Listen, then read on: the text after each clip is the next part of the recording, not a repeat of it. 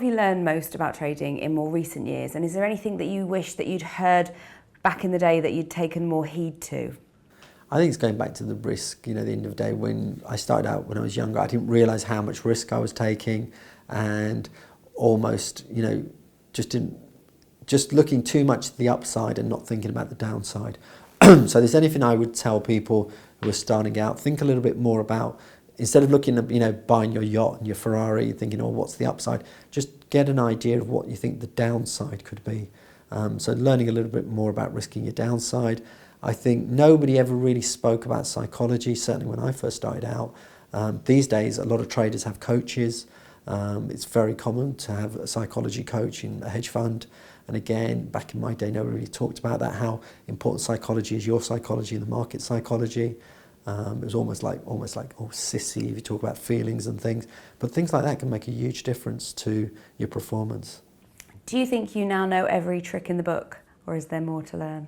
No, because I think whenever you think you know every trick in the book, you're in big trouble. You're always learning.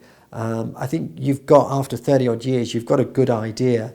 It's like if you're baking bread every day, I'm sure you can tell me what 300 grams is without weighing it. I will still weigh 300 grams just to make sure I've got an idea. But if someone's doing that every day, they can probably do that blind. So what you do when you keep repeating something, you know, repetition, and they talk about the 10,000 hours to learn something.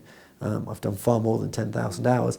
You tend to have enough information that you can just do things automatically. It's a bit like learning to drive. When you first get in the car and learn to drive, you learn, I've got to do this, got to change the gears, got to look at the street, and I've got to look back, and how can I do that? And now you do it, you put your makeup on, you shouldn't be on your phone, but maybe you're changing the radio, and you do it without even thinking. It's almost like breathing. And I think that's what happens with training. With time, you'll become much more automated. You'll see things. Because sometimes people say, oh, why did you do that?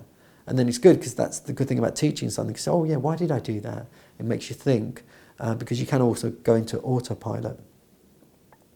That's it. Well, as always, it's been an absolute pleasure talking to you. Thank you so much for your tips and advice for all our viewers, and no doubt we'll see you very soon. Great, thank you, and I hope people can learn something from my experience.